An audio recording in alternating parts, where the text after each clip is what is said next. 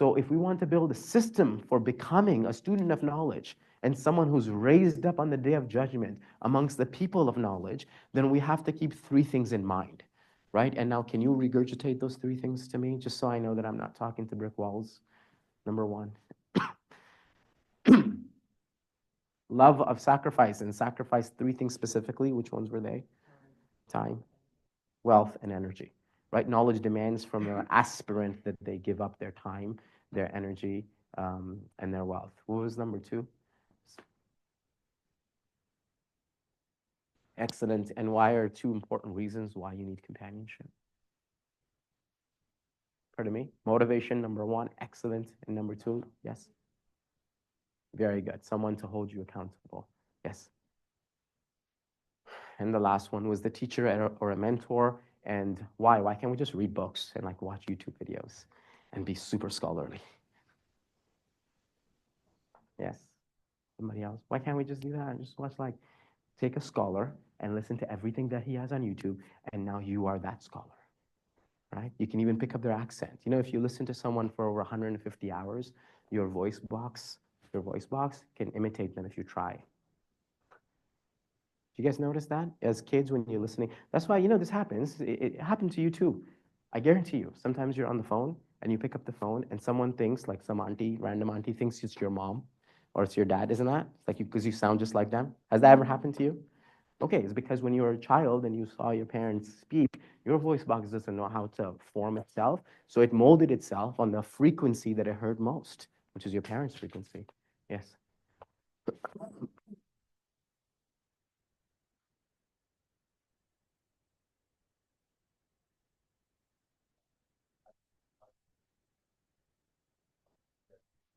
Right, because we have what's called a lived tradition. It's not a dead tradition. It's a lived tradition, which means the tradition is alive inside people.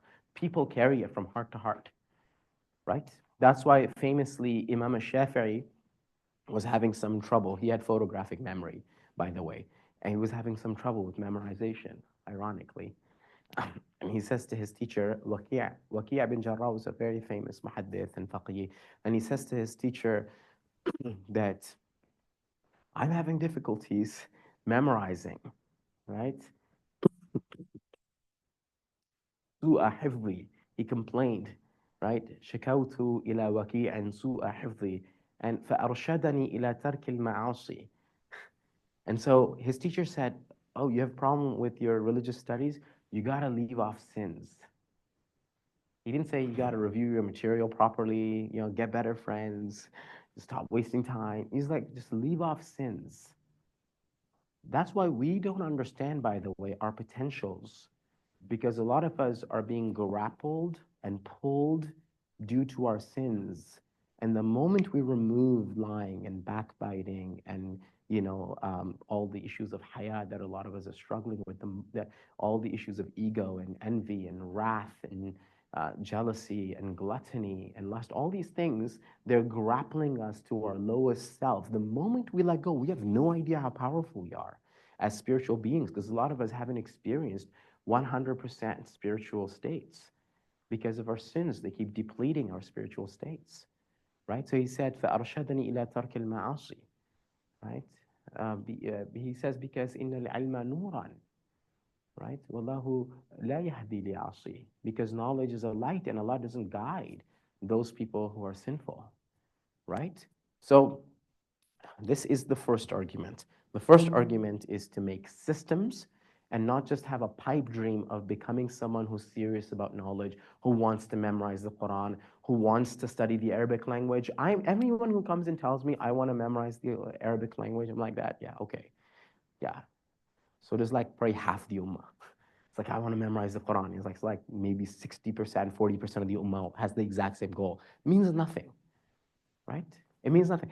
Claims are problematic. You know, in the Quran, Allah subhanahu wa ta'ala even says that if you claim to love Allah, that means nothing. Right? It's called Ayatul Imtihan, Surah Al Imran, verse 31, 331. Right? Al Imran, Surah 3, verse 31. Yeah. قُلْ إِن كُنْتُمْ تُحِبُّونَ اللَّهِ. If anybody comes to you and claims to you that they love Allah, put that to the test. That's why the ulama call this Ayatul Imtihan. فَاتَّبِعُونِي. If you love Allah, you have to become prophetic. You have to embody the Prophet ﷺ. That's the proof that you love Allah. You can't just say, I love Allah subhanahu wa ta'ala. It's like, all right, that means nothing. It's like akin to someone saying, I love my mother. It's like, when's the last time you spoke to her? It's like, well, I really love her though. It's like, all right, I don't think she knows that. Okay? Because that's just a claim. That's just a claim. It has no value, right? So that's the first argument. The first argument is to build systems. Okay? Secondly, and I can show you why or how we built this. This is coming directly from Imam al-Qushayri, who versified this. He says, لن تنالوا العلم إلا بستة فأنبئك عن تفصيلها ببيان ذكاء وحرص واجتهاد وبلغة وصحبة أستاذ وطول زمان. He said there are 6 things that if you don't have these 6 things that you can't aspire to learn, acquire knowledge. You can't acquire knowledge without these 6 things, right? And he says the first one is normal intelligence. Like if you have a learning deficit, it won't work. You have to work on that. So if you have certain learning deficits, then you have to fix that before you travel and traverse the Islamic knowledge path. Because a lot of people, I have students who are doctors, and I have students who have PhDs in things, and I have students who are doing their masters. And sometimes we're discussing, heavy theological stuff or usul al-fiqh, and we're doing jarh and ta'adil and mustalah al-hadith, and we're doing these advanced Islamic concepts. And there's like, this is harder than some of the stuff we've covered, in our masters, in our grad studies and things like that. I'm like, yeah, what did you expect? We are trying to figure out the cosmology of the universe through a metaphysical lens, through revelation. I mean, what do you think? What is going to happen in your sleep? Right? Of course, it's going to be nuanced, and you need a level of intelligence that you have to build. It's not something. That's why, one of my teachers says there's no such thing as Islam for dummies. You guys know the For Dummies series, right? Yeah. So there's no such thing as Islam for dummies because the Quran is demanding you to open your mind. Because that's the interesting thing about our minds, right? They're like parachutes. They only work if they're open. Yeah. So if someone's closed-minded, then the tradition has nothing to give them, right? And so it's very important that's the first thing he says out of the 6 things you need is you need an open mind. You need a perceptive mind. Yeah, number 1. Dhaka'un wa hirs. The second thing is you have to have passion. And that's what I said about sacrifice, right?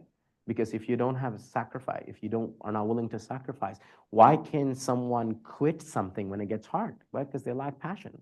If they have passions, then people continue to do things that are difficult, even if they don't feel like it, because they have the passion for it, right? So hirs, wajtihad is effort. Bulgha is enough sustenance. What that means is that you're not worried about your next meal, because if you're worried about the next meal, it's difficult to go study something, right? Suhbatu ustadin, you have companionship of a teacher and a long time. There's no shortcut, right? You guys heard the stuff that if you buy this book, it's usually an ebook, and it's like 500 words. And if you know these 500 words, you know 80% of the Quran. Have you guys heard this stuff? Yeah, it's complete fraudulent stuff. They're lying. It's absolute lie. They're lying. We asked Sheikh Abdul Halim from one of my teachers asked him, Sheikh Abdul Halim's probably in his 70s, 60s, high 60s, 70s. He's an old guy, all right? For the past 50 years, he's a professor of Quranic studies, right? One of my teachers sitting in his library in the UK, he asked him, so Sheikh, you've translated the Quran, you've written 4 books on the Quran, you've been teaching Quran for 50 years. Do you understand it? You get it now? It making sense? He's like, it's starting to now. It's like now it's starting to make sense. And some loser thinks that if they memorize 500 words of the Quran, they'll understand it. Yeah? So there's a little bit of silliness in what's called the fast shortcut route to ilm. There's no such thing. Knowledge requires marination. Some things you'll study, even right now, you'll hear it. It won't make sense. And you'll think it makes complete sense. But it's not making any sense. And it'll marinate within you, and you'll play with it. You'll grapple with that idea, maybe months, and then you'll hear it 4 different ways. And then it will be internalized, like, that makes sense, right? Because knowledge works like that. It's a marination process When I was getting my ijazah in 2012 as a scholar of the Islamic sciences, the Sheikh told me to not write a book and not publish one until I'm 40. You know why? Because while I was studying with him for 2.5 years, I had written 4 books. And he knows about this. He had edited some of them. And he was saying, don't publish anything until you're 40. I was like, Sheikh, why? And I'm very young at this point. I'm 23. I have no idea what I'm talking about. And he says, because you're going to disagree with yourself, right? So then you're gonna have to write edition two and another edition, and you can save all that time to just develop. So what he's saying is that, yeah, you are graduating as a scholar of the Islamic sciences, but don't think you are one, right? You're not one. That's what he's saying. Because he's saying you're not, this is just given. It's gonna take a long time to marinate, right? I still know books that I read that I thought I understood, and then I was teaching them because I thought I understood them, and I have an ijazah in the book. I was teaching them, and I was reading commentaries like, oh my God, I had no idea about this. I had no idea about that. I had no idea about this, right? So that's why you need a long time.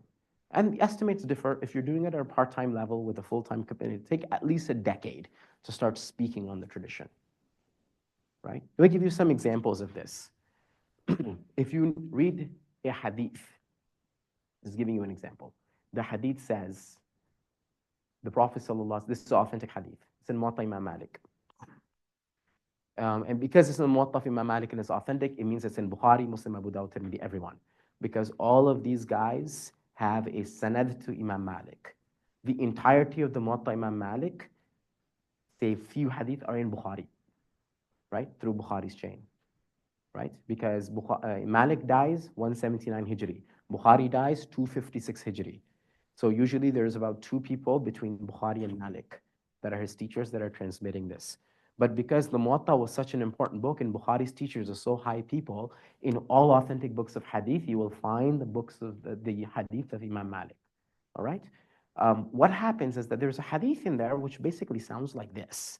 The Prophet says, don't sell the dates that you don't see have already grown.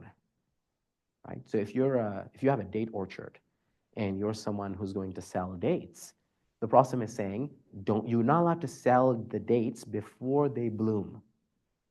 You can sell them after. That's what the hadith says. Imam Malik's fatwa is that no, you can do this. It's like you can sell dates. Like if you don't even see the dates there, that's okay. Just sell them. Predict that they're going to be there and sell it. So of course, is there a problem here? Yeah, his fatwa is exactly opposite to what the hadith is saying. So people would come to him, scores, and complain. It's like, you're the one who narrates the hadith of not selling dates until you see them. Why are you selling these? Why are you allowing all these people to sell these dates? They're doing something which is haram. The Prophet prohibited this. And Imam Malik would simply say to them, you don't understand the hadith. He would say that this is Medina. This is fertile land. Every single year, there's going to be a guaranteed bloom of dates. This hadith doesn't apply to our city. This applies to places where some years you will have bloom and other years you won't. How would you know? You will only know once they start to bloom that this is a harvesting year. Yes? Anyone had cherry trees in their backyards? Yeah? Do you get cherries every year? No, because Canada is not fertile for cherries. It skips some year once, some year twice. Yes? Yeah, I had a cherry tree growing up. And therefore, that hadith applies to us. We can't sell our cherries, okay, until we see the bloom. And because we are not in fertile land where every year there's cherry. You understand that? Now, how would you know that unless you know that? How would you know that unless you know the commentaries, unless you know the discussions? Someone wants to just read the hadith and apply it, they're going to invent their own religion. They'll absolutely do that. That's what I mean by marination and not speaking until you know. So everyone's seen the Dunning-Kruger effect. You've all seen the Dunning-Kruger effect. Yeah? The Dunning-Kruger effect basically says that if you learn something little, yeah, then your nafs's experience of that knowledge is aggrandized. It seems like you know a lot. So the moment you learn something like a little bit, like some people learn a little about nutrition, they feel like they're nutritionists and they're going to tell everyone. It's like, did you know that if you intermittent fast, this is what happens to your cancerous cells? And did you know about glucose? That if you know that if you eat this at this time and if you cover this, a little bit of knowledge will make you think like you're the expert on something. And then what happens if you keep learning, humble yourself, continue learning, and continue, you realize that everything that you know, there are counter arguments to that. There's other PhDs that are refuting this, and then you get into a world of nuance, and you realize, well, I got to shut up because the stuff I was saying back then is not true actually, and there's other opinions and there's other research, and so you sort of humble yourself until you get to a point where you read the. By the way, the little knowledge that you get and you feel like you're up there, that's called Mount Stupid. I'm not joking. That's literally the official term for it. It's Mount Stupid. And then when you realize that you don't know anything, because the more you learn, you realize there's a lot into it. That's called the valley of despair. And then you continue to learn, and you get to a point where you become knowledgeable in it, where you're able to navigate the nuance, right? So, does everyone understand the importance of building systems?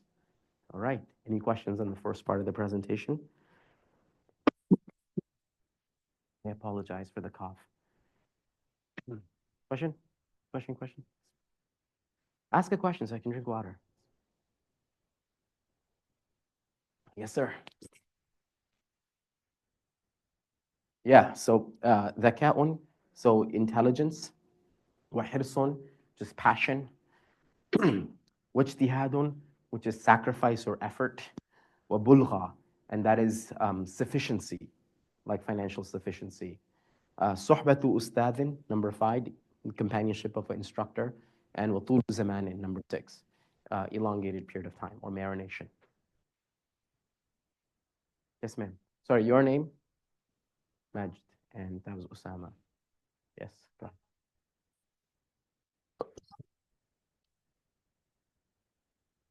Yeah. Yeah, time blocking works, habit stacking works. Time blocking means that you have a particular time that is meant for your studies. And hell over high water, you're not going to touch your phone. You're not going to answer anyone. You will just dedicate that time to study, whether you are sick or healthy, whether you are tired or energetic, whether you have exam season or no exam season. You basically restrict yourself and make yourself the prisoner of that time block. And therefore, you should be wise about it. It shouldn't be 3 hours a day because when things are difficult, there's no way you do 3 hours a day of your religious studies, correct? So be realistic about it. 45 minutes, 50 minutes a day, something, and that's your study time. You're not going to let anyone bother you, anything or anyone bother you. And that's not something up to you. You hold yourself accountable for that. That's number one. Habit stacking is also important. So this usually works out. This works really well for nutrition and really works for fitness, but you're going to brush your teeth anyways, right? So hold yourself accountable. Before I brush my teeth, I'm going to review the surah that I'm memorizing, right? That means at least twice the current Quran that you're memorizing, you're reviewing, because morning and night. Okay, for example, you know at work you have to do this particular task. So habit stack something towards that task. Before I do this task, which if I don't do, I'll get fired, I'm going to do this thing that I really don't want to do, but I will do because I have to, right? So things that are things that we don't want to do, we stack them with things that we have to do anyways. And that way, it works. And always remember the rule of the Prophet is أَحَبُّ الْأَعْمَالِ عِنْدَ اللَّهِ تَعَالَى أَدْوَمُهَا وَإِنْ قَلَّ. The most beloved deeds to Allah subhanahu wa ta'ala are those that are consistent, even if they be small things, right? And I always give this example because I heard this story from him specifically. I traveled to Houston to study with Sheikh Ahmed Noaina. The Arabs might know who he is. He was Sheikh Ahmed Noaina is currently a pediatrician in Egypt, and his uh, his hospital, there's a masjid right beside it. So he would do his prayers at this masjid. And one day the imam, the official imam of the masjid, wasn't there. So they asked who is the next Aqra person, because that's the person who should be leading, the person who knows the most Quran. And there was this little boy, must have been like 13 or 14, and he was like one of the students of the imam of the masjid, like this guy. Now, Sheikh Ahmed Noaino has never been second in anything in his life. Like in school, he was first. In athletics, he was first. At the med school, he was first. Everything he does, he's the first. But when it came, like there was no imam, he felt humbled, praying behind like a 13-year-old. And he said, why did I not lead? How do I be first at this? And he said, well, because you don't know any Quran, man. It's not something you can do. So what did he do? He forced the masjid imam to give him lessons, you know. And the imam said, no, your timing is not working with me. He says, well, I don't have time, but I need to study. So they decided on 10 minutes a day. That's it. So the imam, who's a pediatrician, he's not even a scholar right now, he's a pediatrician. 10 minutes a day, he would study Quran. He first started with Hafs, then after Hafs, he went to Qalun and Shu'ba and all the other riwayat of the recitations of the Quran. Then he learned maqamat. Then he went on different platforms in Egypt to compete as a qari. He ended up winning. So he, at one point in the early 2000s, he was the greatest qari of Egypt. You know, from 10 minutes a day, never 11. Never 11. I heard the story from his own lips, by the way. And eventually, he becomes this international figure because he wins the competition in Malaysia, which is the world competition of Qurra. And he never left his practice, so he's still a practicing doctor. And this is the second system, by the way. You know, my first topic was about building systems. The second thing I want to get to, I hope I answered your question, Majid. Second thing I want to get to is this idea of part-time studies, right? Because that's what we have available to you. How many people here are not enrolled in this university? And those of you who are not enrolled, are you working or are you studying? What's going on? Both. Okay. All right. So you can't just unplug and put yourself in a seminary for 12 years, right? You can. Okay. Yeah, that's amazing, man. That option is not available for most people. You can't uproot your life, go live in a seminary for 10 to 12 years and have knowledge. So I have a teacher in 2006, he wanted to do this thing. What happened was he lived in a seminary for 11 years, all right? And he came back to the GTA in 2001, and he started to preach. He was a masjid imam. He was giving Jummah khutbahs, he was conducting nikah ceremonies, he was doing the janazah prayers and the burial. He was a community imam. And he realized that the seminary had not prepared him for dealing with people, because what people needed was more like a life coach. They needed more of a counselor. They needed a psychologist. And he was neither of those things. He could just give fatwas out when they asked some religious question. But most people that came to him were not coming to him for, how can you show me how to pray? They were saying, this is what's happening with my husband, or this is what happened with my mom, or I think this is what's happening, or how do I deal with this, or how do I deal with that? They were asking him life questions, and he wasn't trained, right? So in 2006, he wanted to conduct an experiment. He wanted to see if he took, and I'm not joking, he took an engineer, like an adult engineer, he was in his 30s, a lawyer, an accountant, and a doctor. And all of those people were practicing their craft, right? And he said, you guys, do you want to do this? You're going to come into the masjid from 6 p.m. to 9 p.m., and you're going to study what I studied in the seminary. That's what you're going to study every day, 6 days a week, okay? That's what you're going to do. And so he did that with them for 8 years, you know? And by the end of the 8 years, they finished, right? So it was about 2014-ish. They finished their studies, and the sheikh could now say, hey, you don't have to supplant yourself in a other life to do this. You could do this without unplugging. It's possible. So then he had a weirder idea. Clearly, he likes experimentation and he likes guinea pigs. What do you do next? Is that in 2014, he decided that he's going to do the same thing, but now he's going to add a research component to it. So it mimics what a university education would be.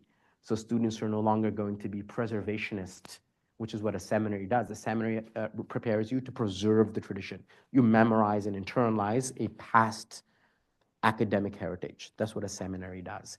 But what does the Western Academy do at the grad level? Are you just regurgitating past things, or do you have to contribute and write and explore, right? So he says, we're doing that now. And so that's the batch that I joined in 2014. And the idea was you do your part-time studies 6 to 9 hours a week, but then every single course would have a contributive aspect. You have to learn to research, you have to learn to decipher, you have to learn how to read manuscripts, you have to learn how to look for critical gaps in traditional scholarship. You have to learn to critique, you have to learn to appreciate, you have to learn to compare. And it worked, right? 11 years program. Now, the reason why I'm telling you this is because the second part of what I'm trying to convince you of is that you don't need to be a full-time student to get full-time results. You just need to be committed. So a lot of you might think that in order to get my goal, I want to master Arabic, I have to live in an Arabian country. Not true, right? I have to memorize the Quran, I have to be enrolled in a madrasa. Not true, right? I have to understand the Kutub al-Hadith and understand the corpus of the 6 books. I have to be in a Dawr Hadith traditional setting. Not true. None of these things are true. They've been proven wrong again and again and again and again. The only thing that's required is a serious commitment, right? So now what I want to do, that was the second thing. The third thing and the last thing, and then we'll open the floor for questions, is the pitfalls to knowledge. What are the pitfalls? We don't have to talk about virtues, right? Everyone understands knowledge is really important. That's why you're here. So I'm not going to talk about that, right? Like, for example, Musa alayhi salam, when he finds out that there's someone on earth who's more knowledgeable than him, what does he say in the Quran? He says, I will live lifetimes until I meet this person. And who's he? He's like a regular Joe? No, he's the Nabi of his ummah. He's the Rasul. He's the leader of his people. He says, look, that's not important right now. Right now, someone's more knowledgeable than me. That means I have found a teacher. And he travels across the earth to study with Khidr, right? And that's embedded in the Quran. No one can criticize that model of prioritizing knowledge. The Prophet ﷺ himself said that طلب العلم فريضة على كل مسلم, that seeking knowledge is a mandatory thing upon every believer. Everywhere Islam went, what did it do? It Arabized the people. Early Islam, you know, all of you guys, anyone here from Egypt? Yeah, like Osama knows this. You're Egyptian? You're Arab, right? No, you're not. You're not Arab. You're Arabized, right? When the Prophet was walking the earth, would Egyptians be called Arabs? No. Are they ethnically Arabs? No, right? Islam went in there through Amr ibn al-As. And when Islam went in there, Islam took Quran, and Quran was only available in Arabic, so it Arabized everywhere it went. Anyone from Palestine or Jordan or Sham or that area? All right, Arab, right? No, no, because you would be part of the Roman Empire when the Prophet was walking the earth. He didn't speak Arabic there, he spoke some type of Syriac or Latin or in some parts Greek. Yes? And it is when Islam went in there in the time of Sayyidina Umar and when institutions were established and when the people accepted the Quran, then they wanted to get to the Quran. You couldn't go to the Quran except Arabic. One of the things that is sold to us now is that if you're a Muslim but you don't speak or understand the Arabic language, that's somehow okay. That is not okay. That's not okay. And there have been strong voices about this from the earliest times of Islam, including Sayyidina Umar. This was the fatwa of Umar, Malik, Ibn Sayyid. There's a lot of scholars in the past who said, like, the moment you convert to Islam, one of the first things that you should embark on is a serious understanding of the Arabic language. Because if you don't have that, then you will always have an intermediary between you and God. Because every time you go to a translation, don't understand what the Quran is saying, you've taken on an intermediary between you and the speech of God. Isn't that true? Now you're not reading the Quran, you're reading the translator's understanding of the Quran. Isn't that true? And why would you want to settle for that? Why is it okay that you get to study, what's on the board there? Is that like hardcore chemistry? Yeah, right? That's a different language, by the way. It's symbols, right? Yeah, and a lot of you know these symbols really well. That's a language. You've mastered it. How many people into IT and computer science here? How many languages have you learned so far? Isn't that what they call it, computer languages? You've learned these languages. Arabic is a language. right? Do you understand what I'm trying to say? That we have the capacity to learn languages. This is something that is part of our heritage. Part of what Islam did was it took a language that was meant for a people, right? Like a region, and it made a language that was meant for the religion. Now, anybody who's Muslim, Arabic is their language. This is why the people who wrote the books on Arabic grammar are not Arabs. The greatest, you guys know what the debate of classical Arabic is? Like which two cities that formulated Arabic language, and they have the greatest scholars of Arabic, and they debated each other about what's the right Arabic? Yeah? Not Bukhara, but you're close. It's Kufa and Basra, right? Both of them are not in Arabian lands, they're Persian lands. These guys gave us what Arabic language, they preserved the Arabic language for us. The Persians did, right? The greatest scholar of the Arabic language in history are two people, right? Sibawayh, who's not Arab, and Ibn Hisham, who's Arabized, not traditionally Arab. All the 6 books of hadith that you guys cherish and marvel over, Bukhari, Muslim, Abu Dawud, Tirmidhi, Nasai, Ibn Majah, none of these 6 guys are Arabs.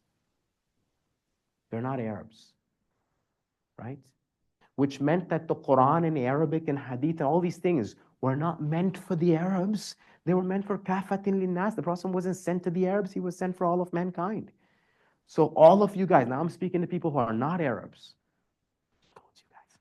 right? That what you need to do is you need to understand that don't think that just because you're not born speaking Arabic, that people around you didn't speak Arabic as you were growing up, that you don't have any responsibility to learn this language. The fact that you're Muslim, you have to learn this language because you have to make an attempt to cherish and experience the raw revelation of the Quran because it was revealed to you personally. The Prophet is a vessel, yes? But his job was to make sure that everyone who accepts this message has access to the exact message that was sent upon him, right? So no one here should be satisfied with an intermediary between them and God, all right? The virtues of knowledge are too many. Let's get into the real thing. What are the pitfalls? What's stopping you and what stops me every day from taking our knowledge seriously, right? Not pursuing knowledge seriously. What are some of these pitfalls? The first one of them is ignorance. We don't understand what is the alternative. Like we don't understand what it means to not know this thing. I'll give you some simple examples.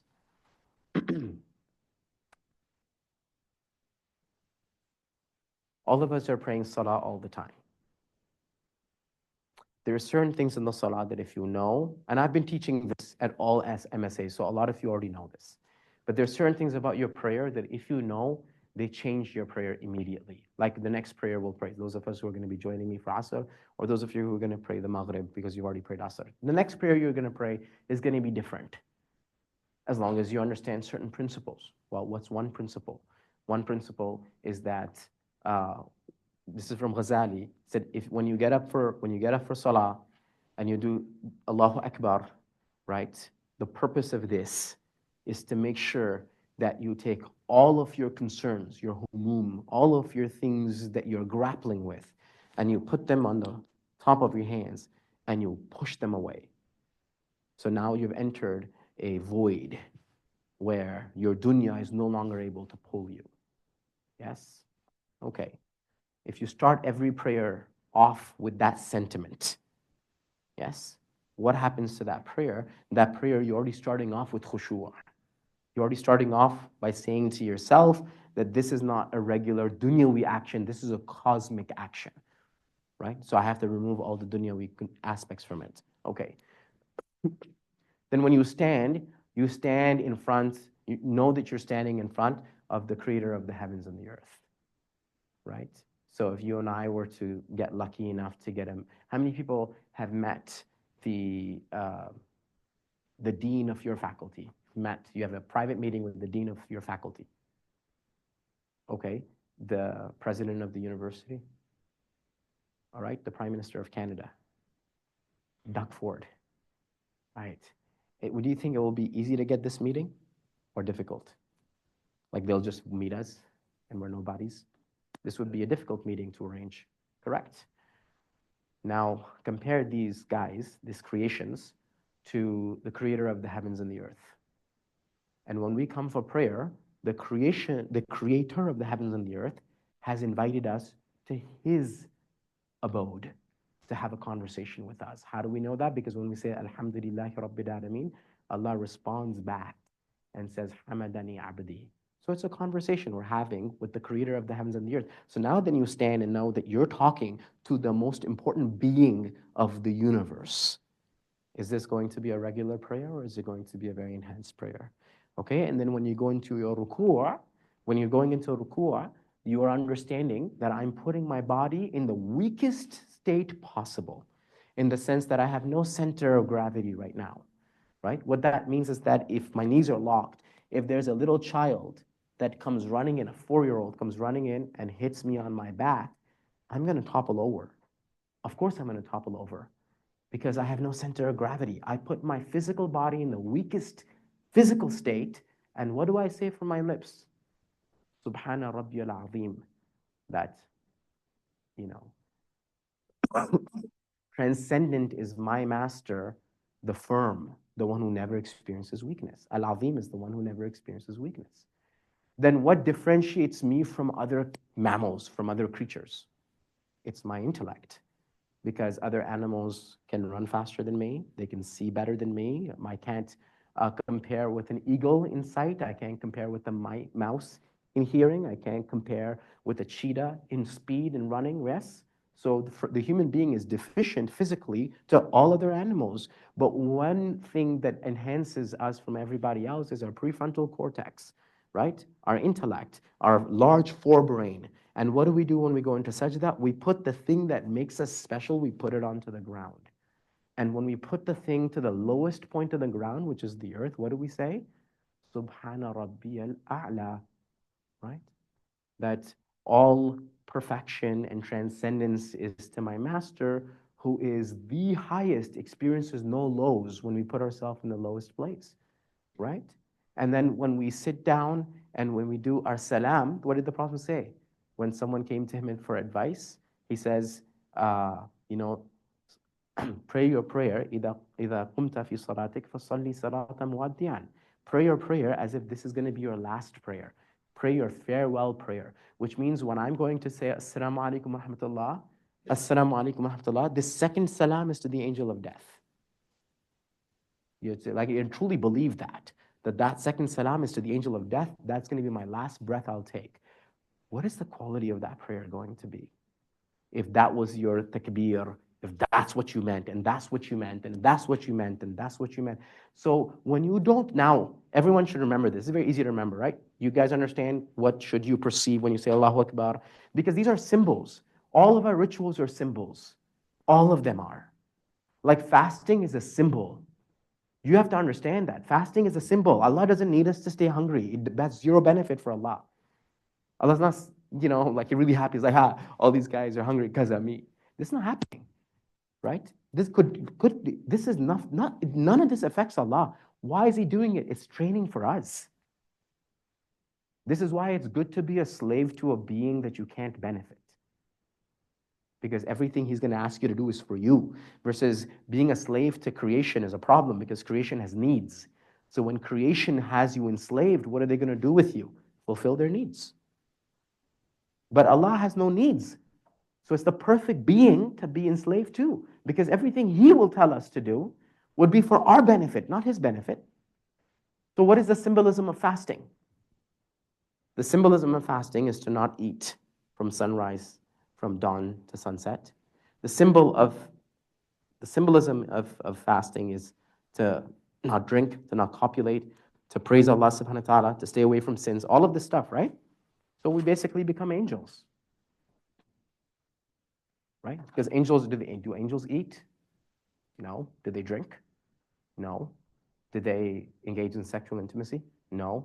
Are they always praising Allah? Yes. Do they commit sins? No. So from dawn till sunset, when we fast, don't we become angels? Don't we mimic angels? Yeah. That's the symbolism of fasting, to become angelic. What about Hajj? What about Hajj? Hajj is about death. That's the symbolism. That's why we wear the kafan. The ihram is the kafan. It resembles the cloth that we're going to get shrouded in when we get to our graves. Yes? And when you gather there, you're gathering on Mahshar, when you gather at Arafah.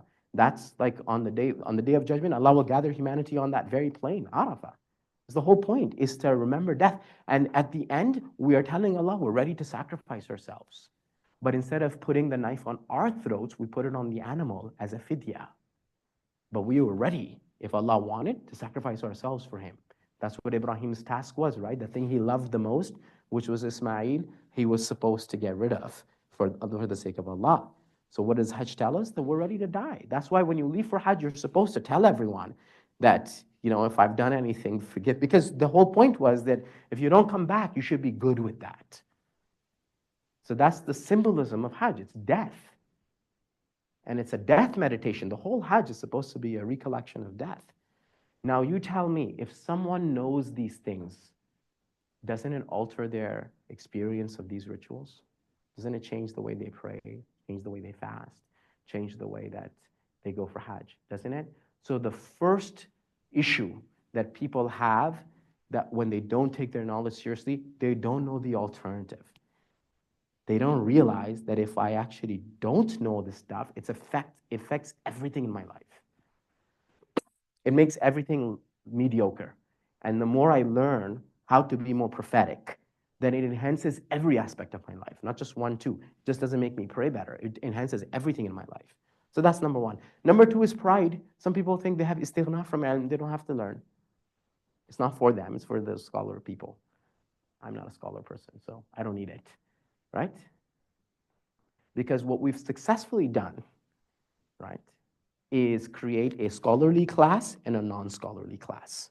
And this was never the intention of the Sharia, right? There's like ulama people, and there's like awam people, like regular people and scholar people, right? This was never the intention. Why would it be the intention if the Prophet was saying everyone should seek knowledge?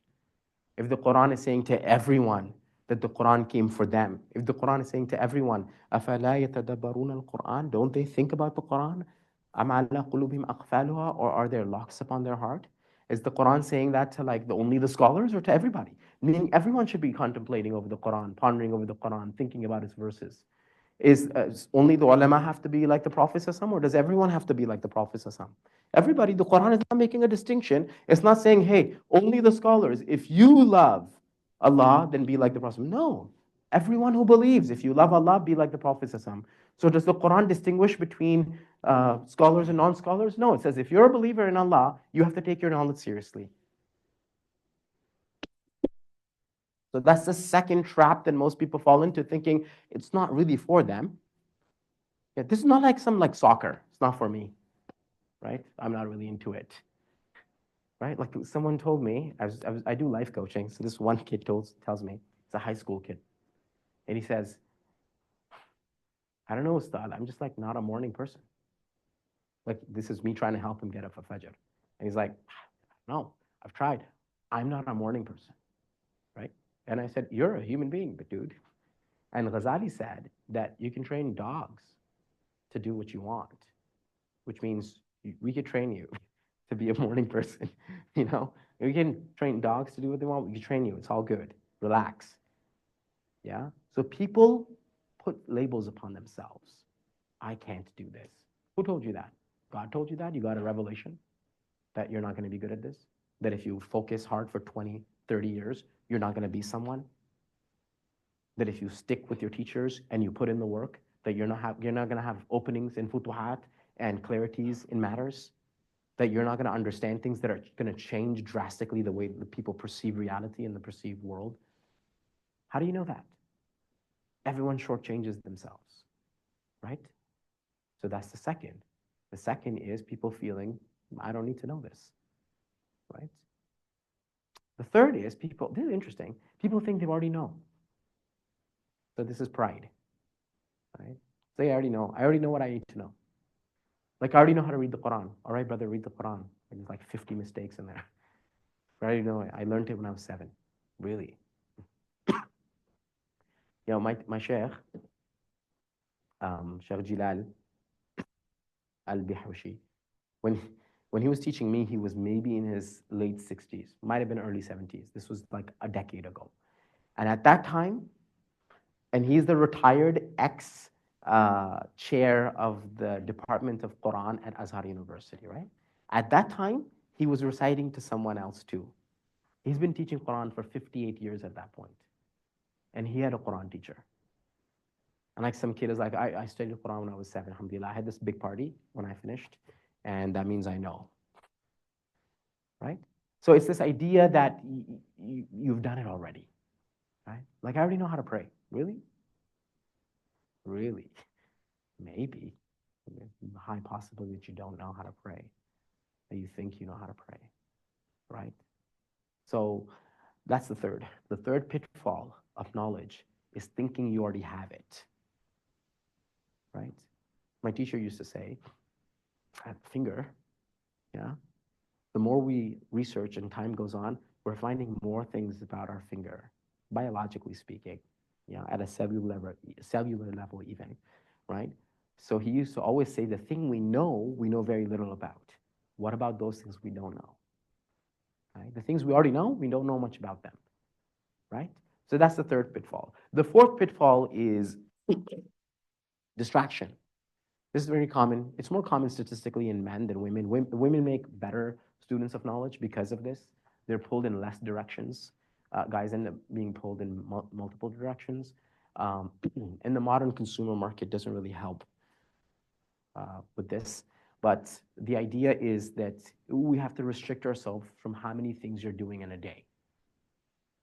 If you want growth in anything, that means you have to cut out other things. If you take your knowledge seriously, you have to not take other things as seriously. So it's a game of prioritization, right? So if you, for example, if you're spending 2.5 hours at the gym every day, right? And you want to then also be a full-time student and have a part-time job and be there for family, right? And dedicate yourself to a serious part-time commitment to knowledge, something's gotta give, right? If you're spending 4 hours on video games a day, or if you're watching 3 hours of a sporting event, whether it's soccer or basketball or whatever it is, then this is not gonna work. And that's why it's so interesting. I've the same experience with everyone who used to be an athlete before and now is like a scholar or a sheikh or an advanced student of knowledge. If you ask them, they all keep up with their sports, but all of them just watch highlights because they can't watch the actual games because they can't justify 3 hours of their time, right? They can't do that. They're like, this is absolute like waste of time. I can't justify this anymore. So all of them, they're just like, well, every night they just catch up by highlights because they still have that bug, right, of sport. So they're still in it, but they can't justify the full thing. So number 4 is distractions, and to cut out as many distractions as possible in our lives. That's number 4. Number 5 is like a subset of number 4. I can tell you guys this, all right? There is no advancement in the field of knowledge if you are addicted to social media. It's not going to happen. It's too powerful of a juggernaut.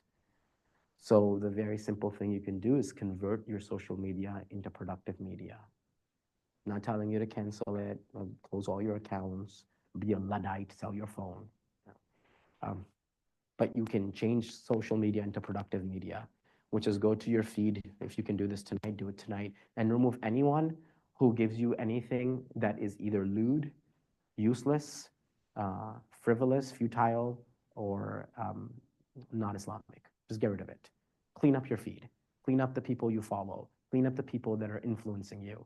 Clean up the people whose eyes and that your eyes and ears are given attention to. Just remove them, even if that means some of them are family members. And they'll be upset for a bit. After that, they'll be like, okay, I guess it's fine, right? So that's the one thing you can do.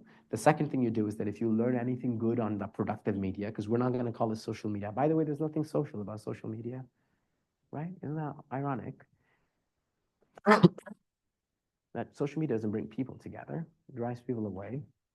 Yeah. Many studies on it. You can read Shallows by Nicholas Carr and other books on this topic. So what you do is that you change your social media to productive media.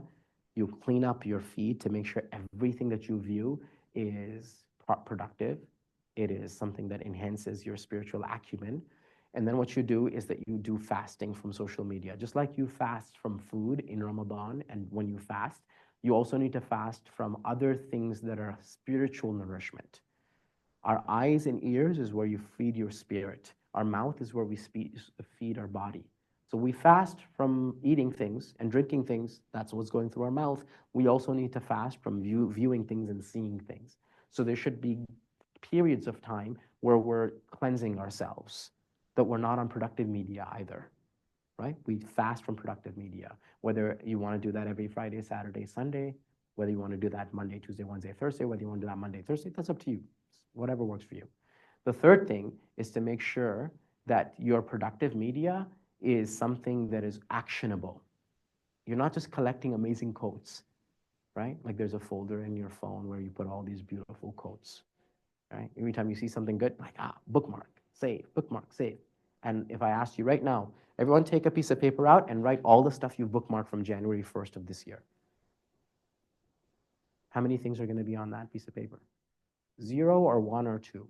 Because there's no way you remembered 654 posts, right? Which meant that it was, how much benefit did it have in your life? 0, because you don't even recall it. How transformed were you for that? 0. That's what's called feel-good Islamic studies. Makes us feel good, right? It's like when you listen to a really awesome YouTube lecture, like, I love that lecture, and someone asks you 2 weeks later, what was in that lecture? Like, I don't know, but I loved it. Just made you feel good. So what you did was not education, it was entertainment. You edutained yourself, right? That's what you did. So you have to stop doing that. If you're serious about Islamic studies and you like the khutbah, go home, rewatch it again, write it all down. Then if there are verses in there, memorize them. If there are hadith in there, memorize them. Unless you do that, you don't get to do that. Because that's what everyone else is doing. If you're a serious student of knowledge, you just hear stuff because it's entertaining and it feels good. That means nothing. Like right now, unless you're taking notes, do you think you're gonna remember everything I'm saying? I don't even remember stuff I'm saying. Okay, actually I do. This is actually from a 6-hour-long presentation, just crammed into an hour, right? So what you would need to do is you would need to write stuff, or at least have some semblance of notes from all of this stuff. There's no way you remember stuff that I'm saying. There's no way. You could be the brightest student, but unless you're capturing what is it that I'm saying, you're not gonna remember it. It's impossible, right? Now, let's say you did all the things right and you're someone who's serious and committed and you don't think you don't need knowledge and you're not distracted and social media is not pulling you away and you're good at time management and everything's working your way. Shaitan will still get you. You know how he'll get you? He'll get you in 2 ways. Number one, the first way he'll get you is that you're studying with one teacher, one book, one thing. He'll say, but there's the other thing, and if you don't study that, you'll miss out on that because that's being offered too, and that thing is being offered too, and that thing is offered too. So now you're taking all of a sudden 6 classes. You wanted to take one, but he pulled you in 6 different directions. And none of those teachers you can do justice with. None of those books now you can do justice with. Because he, instead of taking you to a meal, he took you to a buffet. And you just developed some form of stomach ache out of all of this buffet, right? So one way that the devil can distract people who are serious, committed in their path is to pull them in many directions. And therefore they don't master none of their teachers will give them ijazah, even if they study for 10 years, because they're like, oh, you don't understand anything I'm saying. You don't really get it. You're pulled in so many different directions. You don't commit to your craft, right? That's one. The other way is worse, is that you'll stick to one teacher and you'll think everyone else is going to hell, right? Everyone else is stupid, they don't get it. My group is the right group, and we'll see everyone else in hell. Actually, we won't, because we'll be in Jannah, right? So those are the 2 extremes for people who are committed and serious within knowledge, and you have to avoid both of those, right? So this was a little snippet of a very long presentation. I hope it was edifying to some degree. I hope there was some points of benefit in here for people. I try to keep things practical. Hopefully, inshallah, we can take some benefit from this. And my hope is that everybody here surpasses me when you're my age, because I think I'm older than everybody here. So when you're my age, I hope that you're far ahead in your scholarly pursuits, and you're doing great things towards the ummah. And Allah has opened up your heart and minds with prodigious knowledge, and you're representing the Quran and the Sunnah of the Prophet in the best of lights.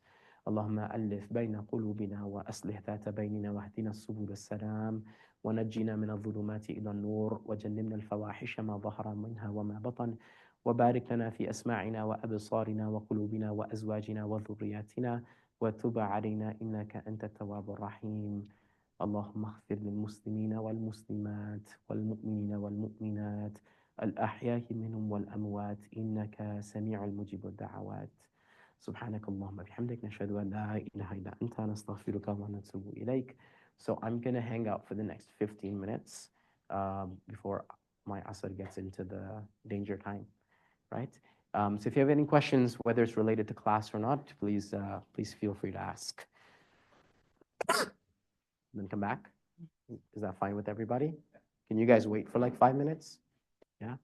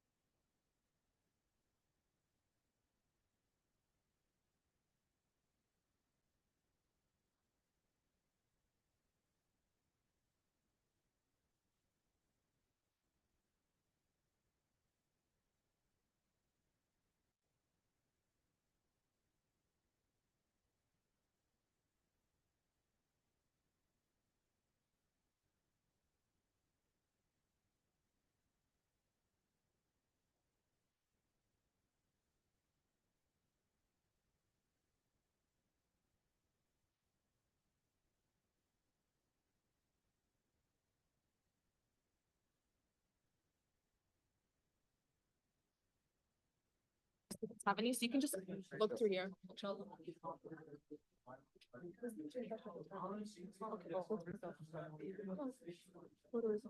Oh, there's a new one. Yeah, yeah. Yeah, you can just stay there. Yeah.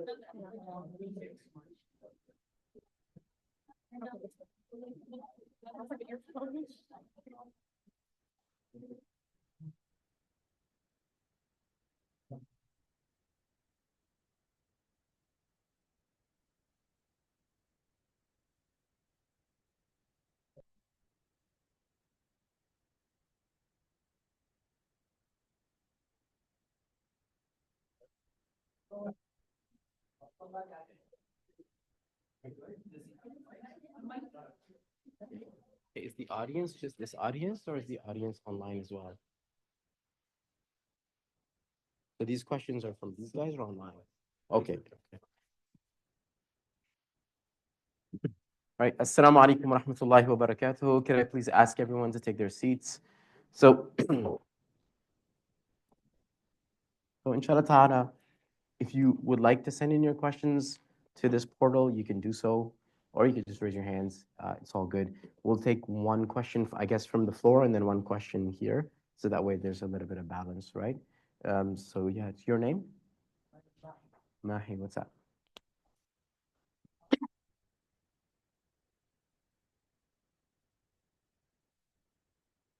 Mhm. Yeah.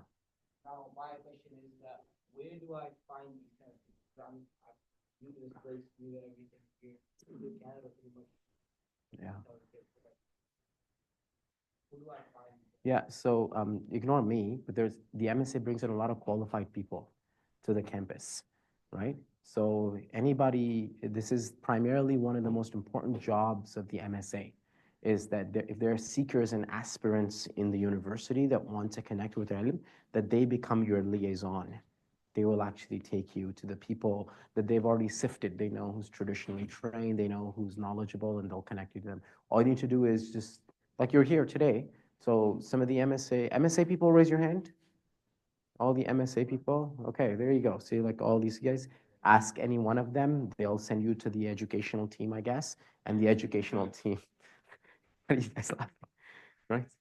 You. Oh, so everyone here is the okay. So these guys will then be able to refer you to actual scholars, not people like me.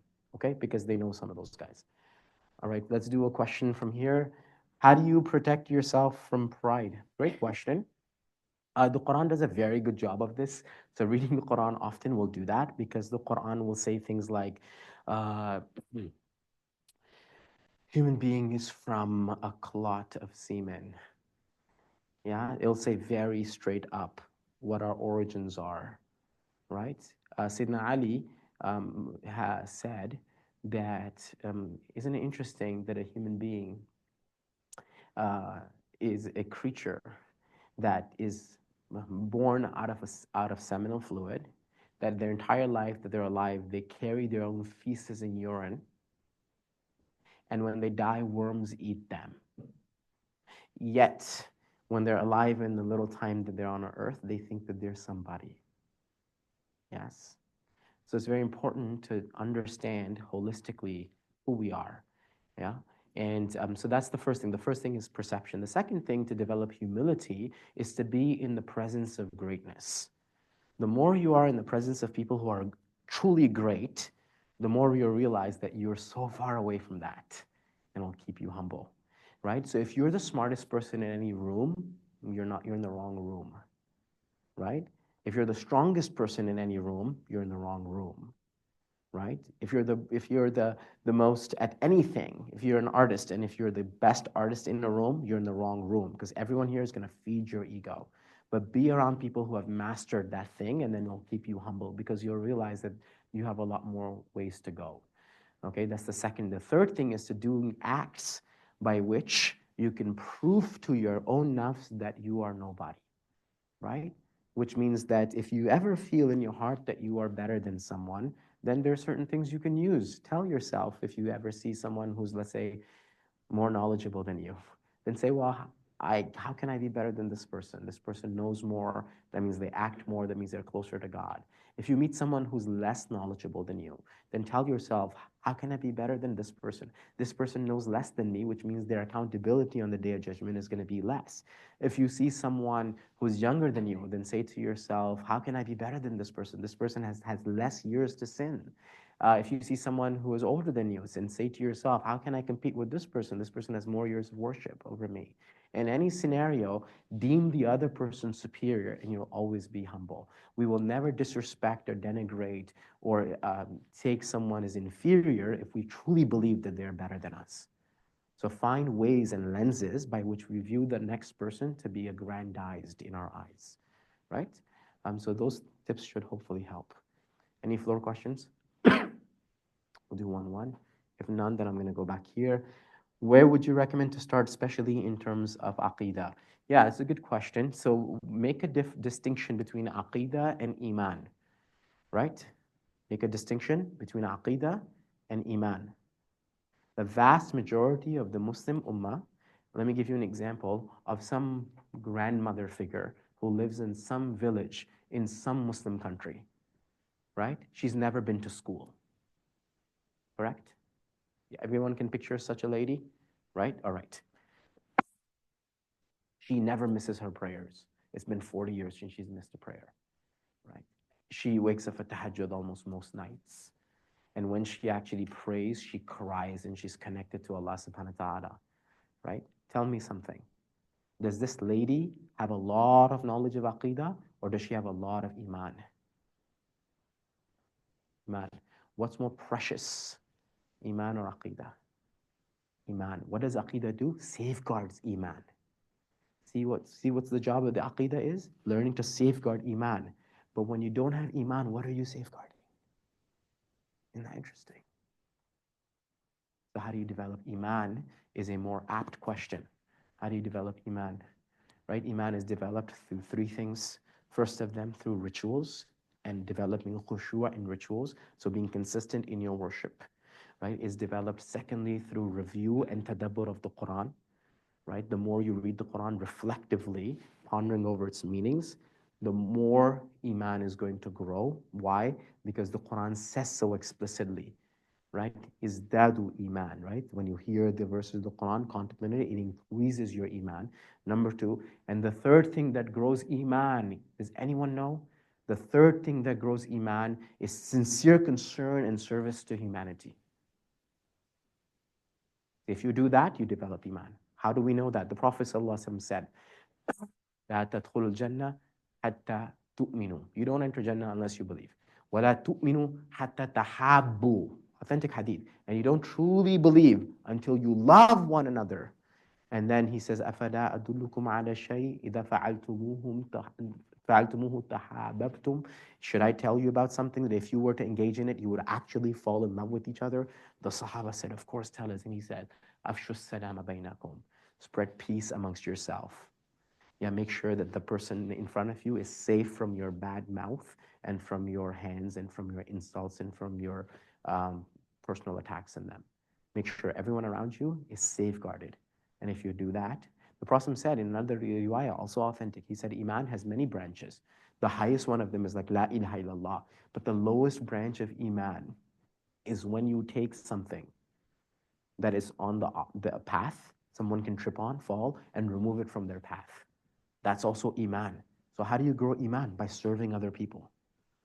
You see? So as long as we're doing those three things, we're growing iman. And once your iman is built, yes, and you are studying, then now you need aqidah, right? Because now you have an iman that is built and you're working on refining it. Now it needs protection from ideas and isms that can come and altercate that iman, right? So iman has two components. There's a heart component and there's a mind component. The heart component you have to build. You can't study that.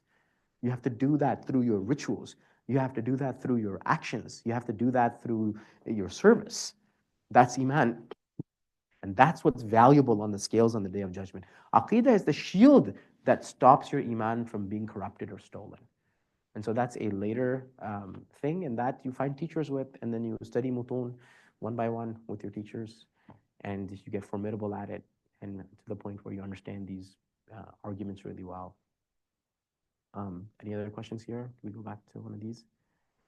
right?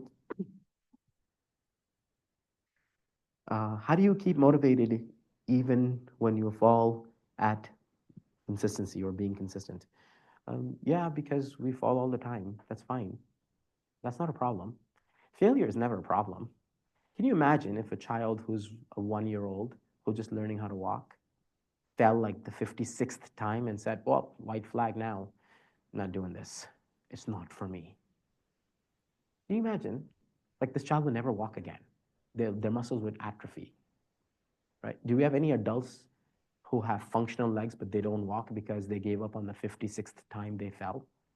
Is that a person alive? No. So learn something from babies, which is falling is not a sign of failure. It's a sign that you need to commit to further growth. Failure is not a problem, right? Um, Kobe Bryant, he famously said, I quote this all the time because it's such a beautiful thing. It's from his Mamba mentality, right? Any basketball fans here? So you know this, you know this. Kobe Bryant said that don't practice until you get it right. He said practice until you can't get it wrong, right? This is so true in ilm, yes? So do it to such a degree that if someone was to wake you up at 3:15 a.m. and told you, what's the answer to this? You wouldn't be annoyed. You should be, but you wouldn't be annoyed. You would actually answer them right away because it's intuitive to you to answer because you've mastered it to a degree where you can't get it wrong, right? Jordan would do this, right? He would just shoot free throws, 100 free throws. This is in high school at this point. And if he got the 67th free throw and it didn't go in, he would start back from zero and shoot 100 free throws. It's the same idea.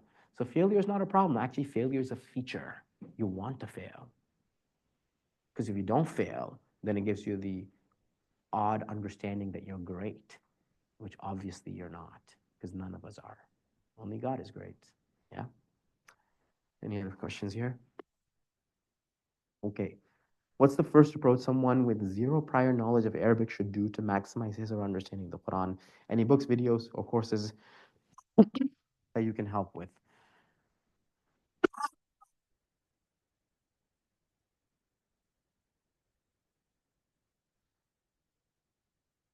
Okay, that's a good question. Um,